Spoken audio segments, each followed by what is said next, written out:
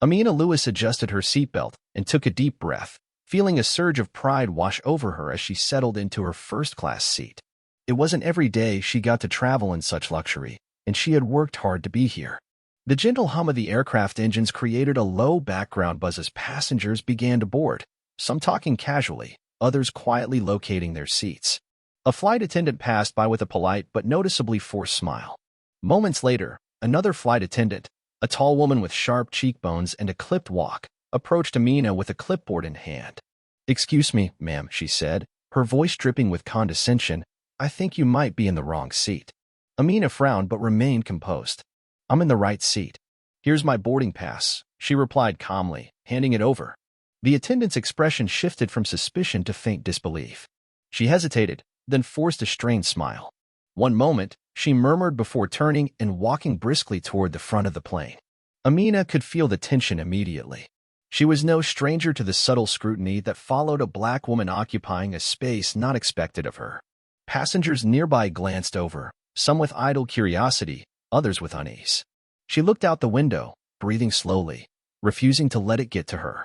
The same attendant returned, this time accompanied by a male supervisor. His uniform was pristine, his face unreadable. "Ma'am," he said in a clipped tone, "I need to verify your ticket again." Amina sighed and handed it over once more. "I already showed it to her," she said, nodding toward the flight attendant. "We just need to double-check," he replied, his jaw tight. After inspecting the ticket, he handed it back without apology. But instead of returning to the cockpit, he and the flight attendant huddled near the galley, whispering and casting furtive glances toward Amina. Her stomach twisted. Minutes later, they returned, this time with 2 security officers.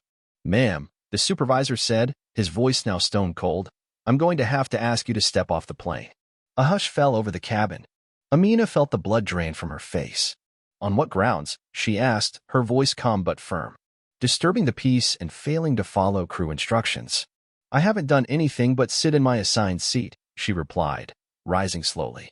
The security officers moved in. One placed a hand on her arm. "Please don't make this difficult." Amina raised her voice just enough to be heard throughout the cabin. "You're humiliating me for no reason. This is discrimination." Despite her protests, they yanked her from her seat. Phones emerged. Cameras clicked. Gasps rippled. As they dragged her down the narrow aisle, she turned to the passengers. "You're all witnessing this. Don't stay silent." A little girl nearby tugged on her mother's sleeve. "Why are they taking her, Mommy?" Her mother didn't answer. Once outside, the heavy door slammed shut behind Amina. Cold air hit her face. Her heart raced. She was released onto the tarmac like a criminal. An airline representative, a man in his 50s, approached. "Ma'am, you are no longer welcome on this flight. You'll need to make other arrangements." "Because I stood up for myself?" she snapped. "This is blatant discrimination." The man shrugged. "You failed to comply with instructions." Her fists clenched. She refused to let them bury this. She pulled out her phone. Hit record. "To everyone watching," she began. "I was just removed from this flight for standing up for myself. This is discrimination, plain and simple. But I won't be silenced." Others gathered, listening. She quickly researched airline policy. Her luggage was still on board. That meant, legally, the plane couldn't take off until it was removed. She marched to the gate. "I want my bags off that flight." The staff member paled. "That could take time." "Do it," Amina said. "The flight doesn't leave until you do." Inside the plane, murmurs spread. Passengers began questioning the delay. "Why aren't we moving? What happened to that woman?" A woman near the front stood. "She was removed for no reason. You all saw it. Now we're all being punished for it," someone else added. Flight attendants scrambled. Amina stood firm. A supervisor approached. "Miss, we asked for your patience." She smirked. "I asked for respect. You gave me humiliation. Now it's your turn to wait." Back inside the aircraft, a businessman fumed. "I'll miss my meeting because of this." A woman muttered, "Serves them right." The pressure mounted. Social media exploded. #Justice for Amina. Passengers posted footage. Celebrities retweeted. Activists chimed in. News anchors picked up the story. Amina gave interviews to arriving reporters. "I was told to be quiet, but I won't. This is about more than me." At the airline headquarters, panic erupted. Executives were swamped with calls. "What do we do?" "Issue a statement," someone said. The PR team scrambled. Amina, meanwhile, called Maya Collins, a high-profile civil rights attorney. They removed me for existing, Amina said. We're suing, Maya replied. This ends here. Amina sat quietly in the terminal, her phone buzzing nonstop. The airline issued a generic statement. We regret any misunderstanding. Amina read it. Laughed bitterly. They didn't even admit what they did. The backlash only intensified. Protests erupted. #End airline discrimination trended. Then came the offer. A private settlement. She met their lawyers. Maya sat beside her. It's a generous sum, the corporate lawyer said. Amina didn't flinch. You think money erases humiliation? We're trying to be reasonable.